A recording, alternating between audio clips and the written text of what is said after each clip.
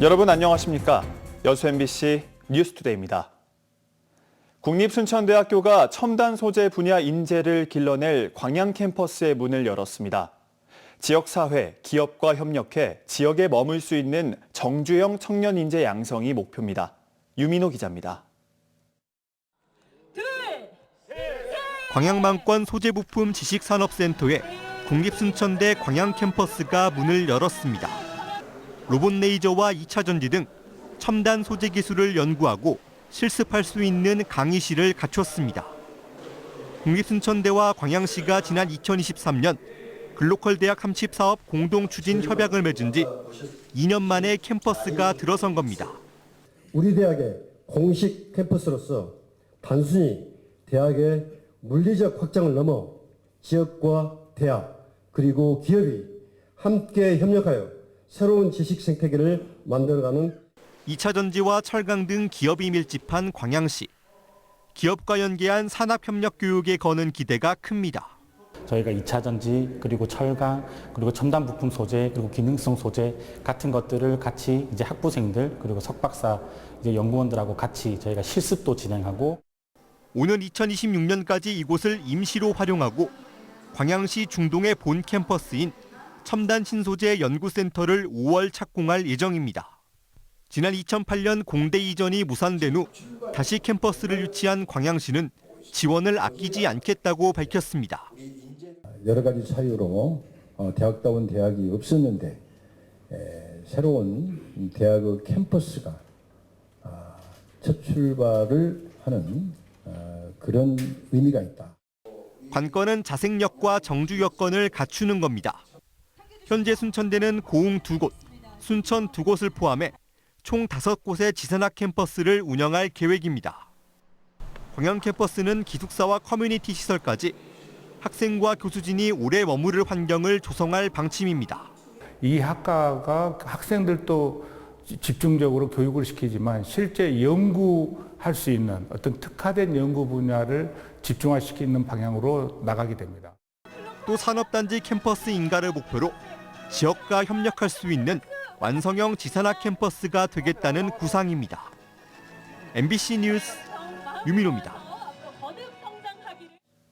여수시가 내년 선박람회 성공 개최와 지역 발전 인프라 확충을 위한 국비 예산 확보에 적극 나서고 있습니다. 정기명 여수시장은 최근 기획재정부 예산실 등을 방문해 진남관 주변 호국 문화관광 플랫폼 조성과 광양 4단계 공업용 수도 사업, 남해안 연안크루즈 시범 사업과 도심 항공교통 섬 비행 시연 사업 등 12건의 지역 현안 사업에 대한 적극적인 국비 지원을 요청했습니다. 여수시는 시민 체감도가 높은 생활 밀착형 사업부터 기반시설 확충 사업까지 문화관광과 국토교통, 기후환경 등 다양한 분야의 국고 건의 사업을 적극 발굴하고 있습니다. 여수 순천 11구 사건 당시 무고하게 희생된 민간인들이 재심에서 무죄를 선고받았습니다. 광주지법 순천지원 제1형사부는 어제 여순 사건 당시 포고령 위반 혐의로 군법회의에서 유죄를 받은 고 박채주 씨 등 24명에 대한 재심 선고 공판에서 모두 무죄를 선고했습니다. 재판부는 정의로워야 할 사법 절차가 국가폭력의 수단으로 동원됐다며 사법부의 일원으로 무거운 책임감을 느끼고 재심 청구인들에게 진심으로 위로의 말씀을 드린다고 밝혔습니다. 공중보건의가 갈수록 줄면서 농어촌 의료의 최후의 보루인 보건소가 위태롭습니다. 다음 달이면 공보의들이 줄줄이 전역하거나 전출하는데 정작 신규 배치 인원은 줄면서 지역 의료 공백이 더 커질 것으로 보입니다. 최황지 기자입니다. 저녁을 앞둔 공중보건의의 마지막 진료일. 보건소는 아침부터 북적입니다. 매주 목요일마다 진료를 보던 의사가 가면 이 보건소는 언제 다시 열지 환자들은 알 수가 없습니다. 여기는 그만 안 한다고. 여기는 4월에 이쪽에 의사가 배치가 확정이 되면 다시 시작할 거예요. 공보위의 복무 만료로 발급에 시간이 걸리는 보건증 업무는 아예 중단됐고 학교 급식한테 가라 그래. 그런데 요거 필요하대. 보건증이.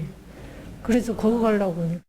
만성 질환자들은 다음에 오면 보건소가 문을 닫을까 걱정이 이만저만이 아닙니다. 오늘 마지막이니까 또 약을 타러 왔. 3개월이 됐는지 안 됐는지는 몰라도 지금 재야 될 것 같은 생각도 들고 당이 설차이 높으니까. 공보위가 부족해 지난해부터 시단위인 여수의 보건소도 처음으로 휴진일이 생겼습니다. 한 명의 공보위는 일주일에 3곳의 보건소를 돌며 순회 진료를 합니다.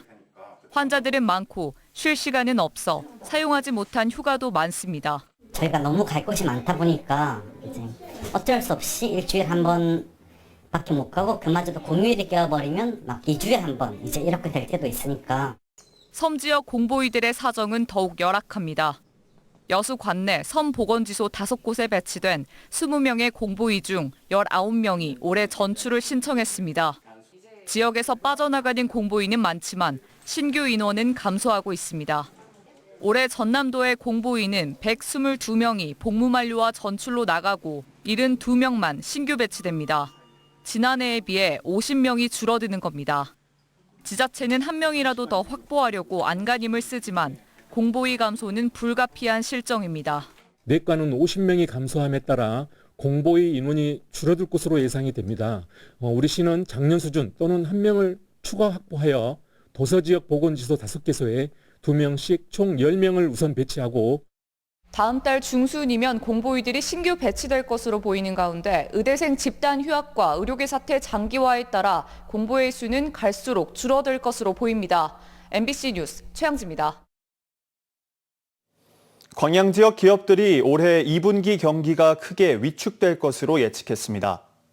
광양상공회의소가 관내 기업 100여 곳을 대상으로 올해 2분기 기업 경기 전망 조사를 실시한 결과 기업 경기 전망지수 BSI가 54.3으로 전분기 대비 12.4포인트 하락했고 14분기 연속 100 이하를 기록했습니다. 지역 기업들은 사업 실적에 가장 영향을 미칠 것으로 예상되는 위험 요인으로 내수 경기 부진이 28%로 가장 많았고 트럼프발 관세 정책과 국내 정치적 불확실성이 각각 15% 등 순으로 응답했습니다. 전라좌수영 독재와 수군 출정식이 이번 주말부터 오는 11월까지 이순신 광장과 진남관 일원에서 재연됩니다. 여수시는 다음 달로 예정된 진남관 재개관을 앞두고 시민과 관광객들에게 전라좌수영의 역사적 의미를 전달하고 풍성한 볼거리를 제공하기 위해 내일부터 11월 8일까지 매월 첫째 주와 셋째 주 토요일 총 12차례에 걸쳐 전라좌수영 독재와 수군 출정식을 재연한다고 밝혔습니다. 전라좌수영 독재는 임진왜란 당시 이순신 장군이 출정에 앞서 국기에 올린 제사로 2007년 정부 전통예술 재연 복원사업 1호로 선정됐으며 이번 재연은 역사적 고증을 강화해 관객들의 몰입감을 극대화하는 방식으로 연출될 예정입니다. 교육과정 개편 등 학내 문제로 잡음이 끊이지 않았던 한국창의예술고등학교가 새로운 변화를 모색하고 있습니다. 논란의 중심에 있던 교장이 바뀌면서 교과 과정을 바로잡고 전남의 중심 예술고로 거듭나겠다는 계획인데요. 여전히 풀어야 할 과제들도 많습니다. 김주희 기자가 보도합니다. 전남의 첫 공립예술학교인 한국창의예술중고등학교입니다. 개교 6년째를 맞은 창의예술학교는 그동안 당초 기대와는 달리 학내 잡음 등으로 논란의 중심에 있었습니다. 전 교장의 독단적인 교과과정 운영과 강사 임금 체불, 근로기준법 위반 의혹 등 바람잘 날이 없었습니다. 지역의 우려의 시선 속에서 광양창의예술학교가 새로운 변화와 혁신을 약속했습니다. 신임 교장을 중심으로 새로운 명품 예술고 육성을 내걸고 과감하게 교과 과정의 개편에 나선 겁니다. 그동안 논란이 됐던 창의융합 전공을 과감하게 폐지하고 음악 전공과 미술 전공으로 교과 과정을 재정비했습니다. 이와 함께 교직원, 학부모들과 적극 소통하고 제시된 의견들을 학사 운영에도 반영하기로 했습니다. 지역민과 또 학생들을 또 학부모들이 요구를 한다 그러면은 그러한 요구사항도 반영을 해서 조금 더 변화가 될 수 있도록 학교를 만들어 볼 예정입니다. 하지만 여전히 풀어야 할 과제도 적지 않습니다.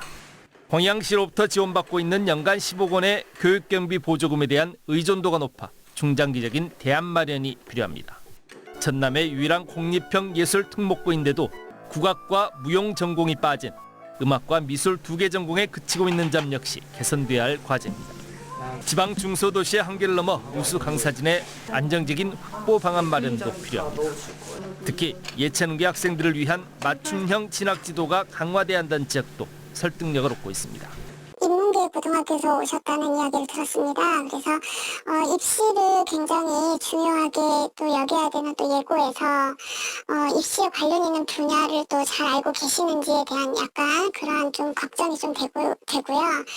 평양창의예술학교가 다른 지방의 실패한 예술고의 전철을 밟지 않고 지역의 대표 예술학교로 자리매김할 수 있는 기회의 시간들은 넉넉지 않습니다. 앞으로 지역사회 차원에서 더욱 치열한 고민들이 필요한 이유입니다. MBC 뉴스 김주입니다. 여수시가 서울에서 열리고 있는 2025 내나라 여행박람회에 참가해 여수 밤바다와 야간 명소 등 야간 관광 특화 도시 홍보에 적극 나서고 있습니다. 여수시는 어제부터 30일까지 서울 세택에서 열리는 이번 박람회에서 야간 관광 특화 도시 특별관을 마련해 여수 밤바다와 노을 야경 명소, 거북선 축제 등 지역 축제 중심의 야간 관광 홍보 활동에 나섰습니다. 여수시는 문화체육관광부가 주최하는 대표적인 여행 전문 박람회를 통해 국내 최고의 야간 관광 도시로 자리매김할 수 있도록 적극적인 홍보와 마케팅에 나선다는 계획입니다. 올 들어 소비 심리가 조금씩 개선되고 있지만 여전히 기준치에는 미달하고 있습니다. 한국은행 광주 전남 본부가 소비자 동향을 조사한 결과 3월 소비자 심리 지수가 87.1로 전달에 비해 2.6포인트 상승했습니다.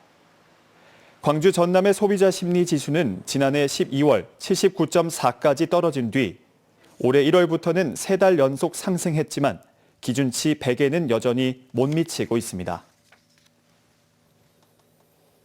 트럼프발 관세 폭탄이 현실화하고 있습니다. 미국이 수입 자동차에 대해 예외 없이 25% 관세를 부과하기로 했는데요. 대미 자동차 수출 의존도가 높은 광주 지역 경제에도 불안감이 감돌고 있습니다. 윤근수 기자입니다. 혹시나 하고 기대했던 예외는 없었습니다. 현대자동차 그룹이 210억 달러, 우리 돈 31조 원에 달하는 대규모 투자 계획을 내놨지만 관세를 낮추거나 유예하지 못했습니다. 당장 다음 달 3일부터 미국으로 수출하는 차량엔 25% 관세가 부과됩니다. 광주에서 생산해 수출하는 스포티지, 셀토스, 소울도 마찬가지입니다. 그 물량이 기아 오토랜드 광주에서 생산하는 전체 물량의 3분의 1이 넘습니다. 지난해 기준으로 광주 공장에서 생산한 자동차 51만 4천여 대 가운데 33만 3천 대, 비율로는 65%가 수출용이었습니다. 특히 미국 수출 물량이 18만 대로 전체 생산량의 35%를 차지했습니다. 그런데 고율의 관세가 부과되면 조정이 이루어질 수 있습니다. 가격 경쟁의 측면에서 열세가 보일 것으로 예상이 되거든요. 그러면 어쩔 수 없이 현지 생산을 늘릴 수밖에 없고, 그러면 그 피해가 지역 기업들한테도 미칠 것으로 예상이 됩니다. 기아는 관세가 부과되더라도 국내 생산 물량에는 변화가 없을 거란 입장입니다. 하지만 현대차 그룹이 때마침 미국 조지아에 연간 30만 대를 생산할 수 있는 새로운 공장을 준공했고, 내년부터는 여기에서 기아의 차종도 생산할 예정이어서 광주의 생산 물량이 줄어들 수 있다는 우려가 여전합니다. MBC 뉴스 윤근수입니다. 국악의 성지 목포의 명창들은 이곳의 판소리 명맥이 곧 끊어질 것임을 직감하고 있습니다. 이런 가운데 목포 판소리 전수교육관의 조성 방안도 부유하고 있어 소리꾼들의 한숨은 더 깊어지고 있습니다. 안준호 기자가 취재했습니다. 1935년 일제강점기에 지어진 목조주택 2채. 내부 천장은 쏟아져 내렸고 벽지에 곰팡이가 가득합니다. 목포시가 5억여 원의 돈을 들여 근대 역사문화공간 일원에 이 건물들을 매입한 건 지난해 말. 국비 지원을 신청해 리모델링을 거친 뒤 목포의 판소리 전수교육관으로 활용한다는 계획입니다. 실시 설계와 보강 이런 것들이 이루어져서 우리 활용 계획에 맞는 디자인과 그런 느낌으로 재탄생될 것입니다. 목포시는 다음 달 해당 건물의 활용 가능성을 판단하기 위한 안전진단에 나설 예정. 안전진단 평가 등급에 따른 철거도 배제할 수 없는 상황에서 해당 건물을 매도한 전 소유주가 목포시청 현직 공무원임이 알려진 데다 매입 과정에 지자체와 의회 간의 소통 부재로 구설을 낳기도 했습니다. 그 계획안에 대해서 관련 상임이라든지 목포시의회와 소통이 없었다는 점에 대해서는 상당히 조금 아쉬운 부분이 있습니다. 전남의 판소리 무형문화재들도 해당 건물의 활용에 부정적인 입장입니다. 목포의 판소리 문화재들은 적산 가옥이라는 상징성과 안전상의 이유로 이 건물의 판소리 전수관 활용을 반대하고 있습니다. 재정난을 겪고 있는 목포시는 이미 매입한 건물들을 최우선으로 활용하겠다는 입장이지만 다각적인 대안 마련의 필요성을 주장하는 목소리도 적지 않습니다. 의견 조율을 하는 게 1차적인 방법일 것 같아요. 문화도시센터가 지금 거기가 이제 사업이 이제 내년에 마감이 되는 상황이잖아요. 이제 다각도로 그런 저희도 유달산 이제 근교도 저희들은 배제하지 않습니다. 단칸방에서 희미한 소리의 명맥을 잇고 있는 사람들. 좁으니까 안 되고 그러니까 조금 공간만 조금 저희들이 공부할 수 있는 공간이 있다면 그게 이제 바람이죠. 나이가 드신 분들도 가서 노후에 거기 가서 좀 즐길 수 있는 그런 공간이 하나 있었으면 정말 좋겠습니다. 예향도시 목포의 유산을 지켜낼 판소리 교육 전수관 조성이 부유하고 있습니다. MBC 뉴스 안준호입니다. 고흥군이 정부의 스마트팜 혁신기술개발사업 공모에 선정돼 67억 원을 지원받습니다. 이번에 선정된 사업은 태양광 전원을 이용한 인공광 에너지 공급 시스템 개발 등 3건으로 관련 사업은 다음 달부터 2027년까지 고흥 스마트팜 혁신밸리에서 진행됩니다. 스마트팜 혁신기술 개발 사업은 농식품부와 과기부 등이 공동 추진하는 사업으로 인공지능과 빅데이터 등 개발한 기술을 스마트팜 현장에 접목하는 데 목적을 두고 있습니다. 여수시가 다음 달 3일부터 관내 농어민들에게 63억여 원의 공익수당을 지급합니다. 여수시는 지난 1월 6일부터 한 달간 신청을 받아 선정된 1,614명의 1차 지급 대상자들에게 여수사랑 상품권이나 섬섬 여수페이를 활용해 가구당 60만 원씩의 공익수당을 지급할 계획입니다.